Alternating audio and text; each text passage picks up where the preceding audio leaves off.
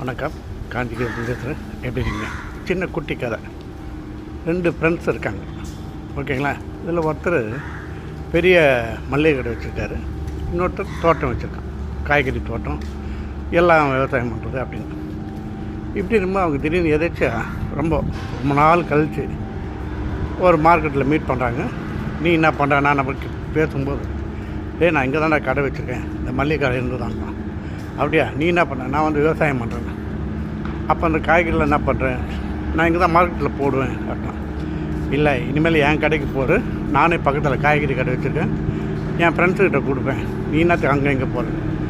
ஆனால் 2 பேரும் ஒருத்தர் மாற்றி ஒருத்தர் அப்படி செஞ்சலான்ட்டு மறுநாள் அந்த விவசாய நண்பர் என்ன பண்ணுறாரு, அவங்க தோட்டத்தில் விளைஞ்ச காய்கறிலாம் எடுத்து இவன்ட்டு கொடுக்குறாரு.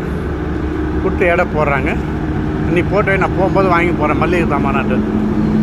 சரின்ட்டு இவர் எடை போட்டு சாயந்தரம் இவருக்கு தேவையான மிளகா, தனியா, என்ன தேவை, கோதுமை எல்லாம் வாங்கிட்டு போகிறாரு. அவர் விவசாய வீட்டில் எடை மிஷின் இருக்குது, இந்த எடைக்கல் இல்லை. அதனால் தோராயமாக இவர் போட்ட 5 கிலோ மிளகா இருக்குல்ல, அதை எடுத்து எடைக்கல்லில் வச்சு மறுநாள் தேவையான காய்கறி, தக்காளியா, அது வரைக்கும் போட்டு அனுப்புகிறாரு. 5 கிலோப்பா தக்காளி அப்படி கொடுக்க அவனை வாங்கிக்கிறான். இப்படி இருக்கும்போது ஒரு நாள் பக்கத்தில் ஒரு கல்யாணம் நடக்குது. அப்போது காய்கறி வாங்க வராங்க. எனக்கு ஒரு 5 கிலோ தக்காளி கொடுக்கும்போது இந்த வந்த தக்காளி அப்படியே கொடுக்குறாங்க அந்த கல்யாண வீட்டுக்கார்ட்ட. அவர் அதை போயிட்டு, இன்னும் 5 கிலோ மாதிரி இல்லையே, ஏன்னா அவங்களுக்கு கொஞ்சம் அனுபவம் இருக்குல்ல. அவர் எடை போடுறாரு இவங்க கடையிலே.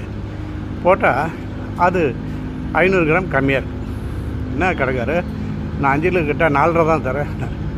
இல்லைப்பா, அவர் காய்கறிக்கார எடுத்து கொடுத்தது அப்படியே தான் உங்கள்கிட்ட தரேன்.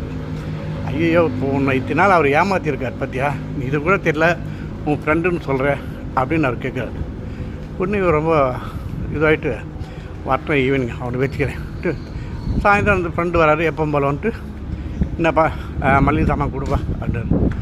அப்போ இவர் சொல்ல, நான் எவ்வளோ நம்பினேன், இந்த மாதிரி நீ ஏமாற்றிட்ட பற்றியான என்ன, 5 கிலோ தக்காளின்னு கொடுத்து அந்த காய்கறி காட்டை கொடுத்தா, கல்யாண வீட்டில் கொடுத்தா அவர் 4.5 கிலோன்னு தான் சொல்கிறாரு.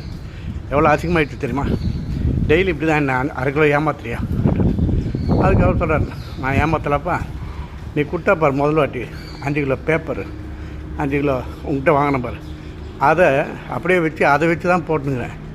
இன்னும் அந்த 5 கிலோ பேப்பர் மாதிரி ஒன்று கொடுத்தா முதல்ல, அதை எடுத்துன்னு வந்து எடை போட்டால் அது 4 தான் இருக்குது. ஆக மல்லிகை கடைக்காரர் செஞ்சது அப்போயே 500 கிராம் கம்மியாக கொடுத்தாரு. இது ஒருத்தர் தெரியாமல்